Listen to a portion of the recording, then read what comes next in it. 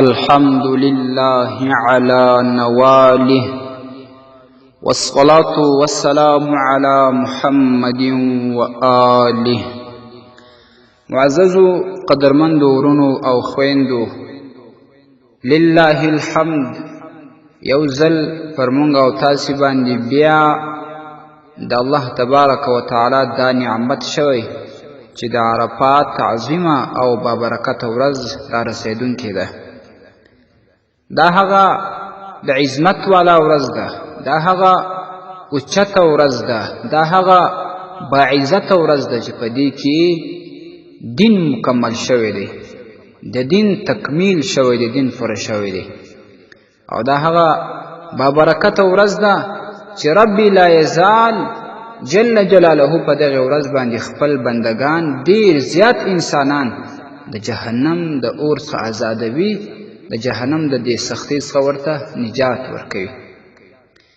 په صحیح مسلم دویم جلد کې حدیث راځي، نبی علیه الصلاة والسلام فرمایلی: ما من یوم اکثر من ان یعتق الله فیه عبدا من النار من یوم عرفه.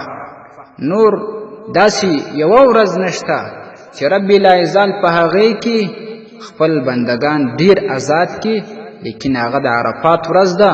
رب لا یزال جل جلاله د عرفات په ورځ باندې خپل ډیر بندگان د جهنم د اور څخه آزادوي او نجات ورته ورکوي. دا هغه بندگان چې هغه په دې موقع باندې د رب لا یزال څخه مغفرت غواړي، بخښنه غواړي، ذکر اذکار کوي، تلاوت کوي، صدقات کوي او نیک اعمال کوي. رب لا یزال څخه امید وي چې هغه رحمت ور باندې وکړي، او هغه اعمال کوي چې رب لا یزال په هغه باندې رضا کیږي، نو الله تبارک و تعالی به دا رحم ور باندې وکړي چې دته به د جهنم د اور نجات نصیب کړي.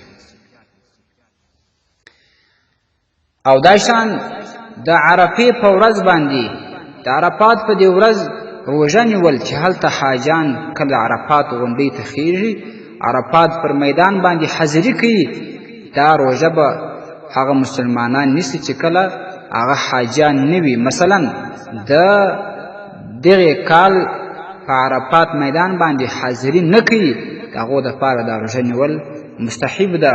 د دې روژې دومره فضایل دي، نبی علیه الصلاة والسلام فرمایي: صیام یوم عرفه، د عرفات د ورځې روژه چې څوک ونیسي، احتسب علی الله ان یکفر السنة التي قبله، زما دا امید دی رب لا یزال جل جلاله ته چې رب لا یزال به د دې مخکینی کال ګناهونه هم ورته معاف کړي، والسنة التي بعده، او د راتلونکي کال ګناهونه به هم ورته معاف کړي.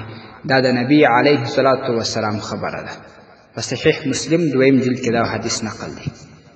رب لا یزال د دې یوې روژې په برکت باندې دغه انسان د مخکینی کال او د دې وروستني کال ګناهونه ورته معافوي.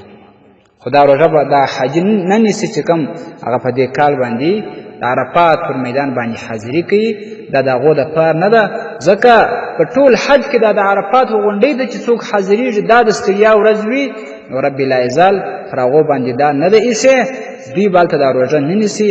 دا د هغه چا دپاره ده چې د عرفات غونډۍ و میدان ته دوی نه حاضرېږي.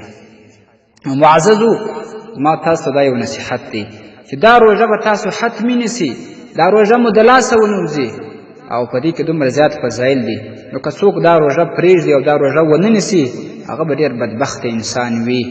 او بل نصیحت مې دا چې که څوک دا روژه ونیسي، هغه دې کوشش وکړي د روژه مات پر وخت باندې 15 کسان 10 کسان نور هم بوځي خپل ځان سره، هغو ته به هم روژه مات ورکړي، د هغې په ثواب کې به هم رب لا یزال دی ور شریک کړي. نو داسې به سي لکه ده چې 10 روژې نیولې دي، او دا به د ده دپاره د 20 کاله د ګناهونو معافي سبب وګرځېږي. رب لا یزال به دومره عظیم اجرونه دته په برخه کړي. او د عرفات په دې ورځ باندې دعاوې کول ډېرې غوړې دي.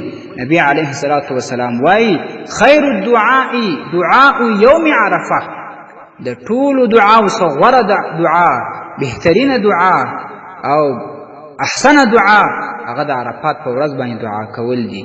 بیا نبی علیه الصلاة والسلام وایي: وخیر ما قلت انا والنبیون من قبلی هغه دعا چې زه یې وایم د عرفات په ورځ او زما د مخه چې کوم نور انبیا وه هغه یې ویل هغه دعا دا ده لا اله الا الله وحده لا شريك له له الملك وله الحمد وهو على كل شيء قدير.